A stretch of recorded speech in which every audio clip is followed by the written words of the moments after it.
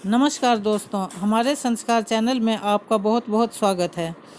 आज हम आपके लिए एक ऐसे मंदिर की कहानी लेकर आए हैं जो रहस्यों से भरा हुआ है।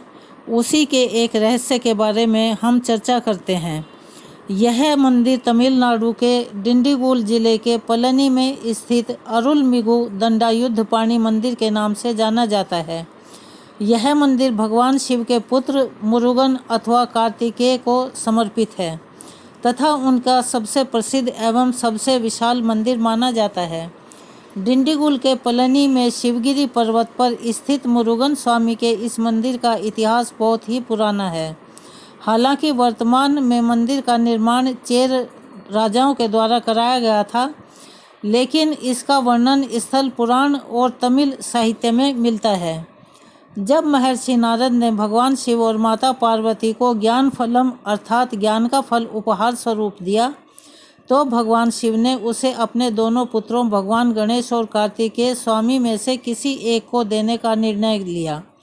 इसके लिए दोनों के सामने यह शर्त रखी गई कि जो भी संपूर्ण संसार की परिक्रमा शीघ्रता से कर लेगा उसे यह फल मिलेगा।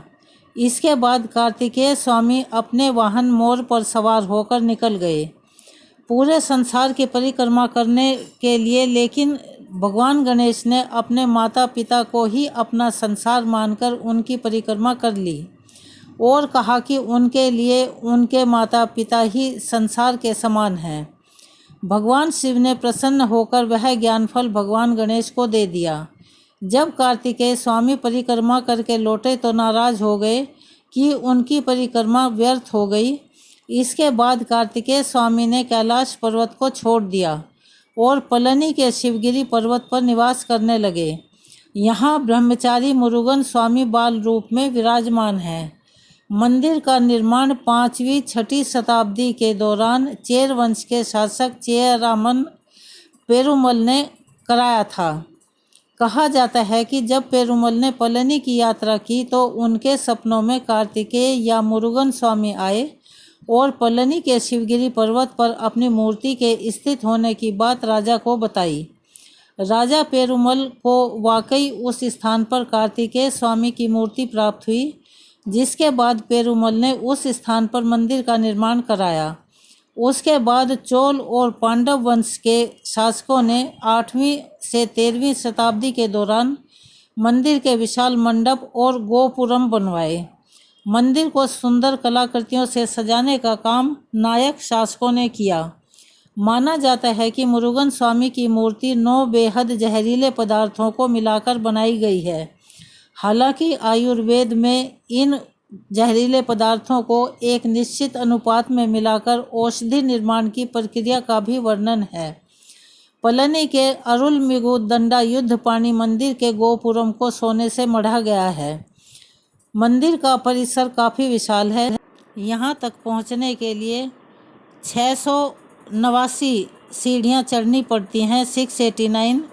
हालांकि मंदिर के गर्भगृह तक जाने की किसी को भी अनुमति नहीं है, लेकिन फिर भी यहाँ श्रद्धालुओं की संख्या लगातार बनी रहती है और उनका बहुत भारी तांता लगा रहता है। मंदिर परिसर में ही भगवान शिव और माता पार्वती, भगवान गणेश और ऋषि बोगार की समाधि है। ऋषि बोगार आयुर्वेद के विद्वान माने जाते हैं और उन्होंने ही मुरुगन स्वामी की मूर्ति का निर्माण किया है। पलनी के इस मुरुगन स्वामी मंदिर की विशेषता यहाँ का प्रसाद है, जिसे पंचतीर्थम प्रसादम कहा जाता है। पलनी के इस विशेष प्रसाद को भौगोलिक संकेत या जीआई टैग भी प्रदान किया गया है। पलनी के इस पंचतीर्थम का निर्माण केला, घी, इलायची, गुड़ और शहद से किया जाता है। तिरुपति के लड्डू की तरह पलनी का यह पंचतीर्थम प्रसाद भी अत्यंत प्रसिद्ध है।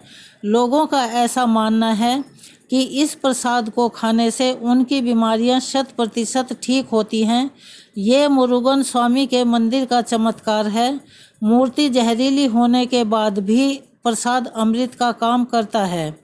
अगर आपको हमारी ये कहानी पसंद आई हो, हमारी वीडियो पसंद आई हो, तो प्लीज़ हमारे चैनल को सब्सक्राइब करें, ज़्यादा से ज़्यादा शेयर करें और हम आपके लिए ऐसी ही कहानियाँ लेकर आते रहें। इसीलिए हमें सहयोग करें। धन्यवाद।